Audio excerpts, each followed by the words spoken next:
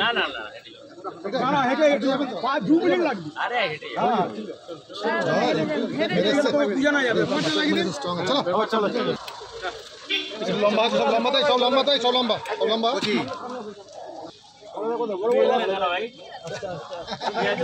আমি ভূমিপুত্র আমি কেন এখানে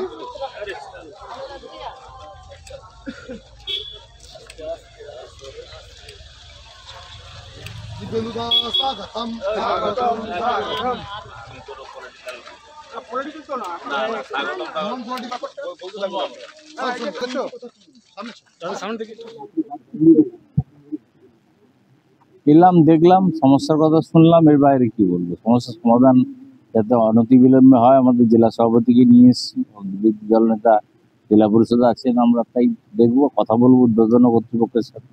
এর সাথে যদি কোনোভাবে অসঙ্গতি থাকে কাজে, সেটা নিশ্চয়ই প্রপারলি রেলকে বলা হবে দেখার জন্য।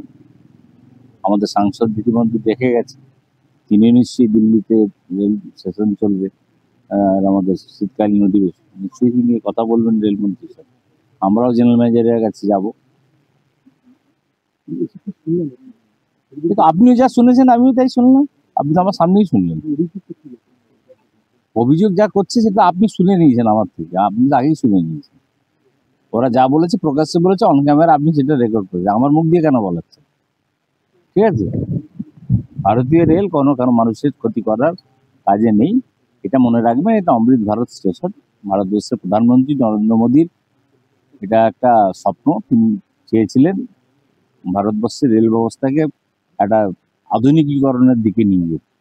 কেউ ভেবেছিল মানে শ্রীনগরের থেকে অথবা রেল ব্রিজ করে নিয়ে গিয়ে যোগাযোগ ব্যবস্থা উন্নতি? ওমর আবদুল্লাহ কাশ্মীরের মুখ্যমন্ত্রী, তিনি কেঁদে কেঁদে বলেছেন, বা আমি ছোটবেলায় আমি দেখতাম স্কুল যাওয়ার সময় কবে এই পাশ থেকে ও পাশে যাতায়াত করবো আমরা। ওমর আবদুল্লাহ সেদিন কেঁদেছিলেন, তিনি তো আমাদের ইন্ডিয়ার শরিক নন। অতএব স্বাভাবিক কারণে আমরা আমাদের দলের পক্ষ থেকে যা করার করব। আমাদের সাংসদ আছেন, আমাদের আরো উপরে আমাদের রেলমন্ত্রী আছেন, রাজ্যের সভাপতি তিনিও রাজ্যসভা সাংসদ, তাকে বলা হবে। এখান থেকে বিরোধী দলের নেতা আছেন, তিনিও বলবেন। প্রয়োজনে সর্বোচ্চ জায়গায় আমরা যাব, আর বাকিটা আপনি আপনার মতো গল্প সাজিয়ে চালিয়ে।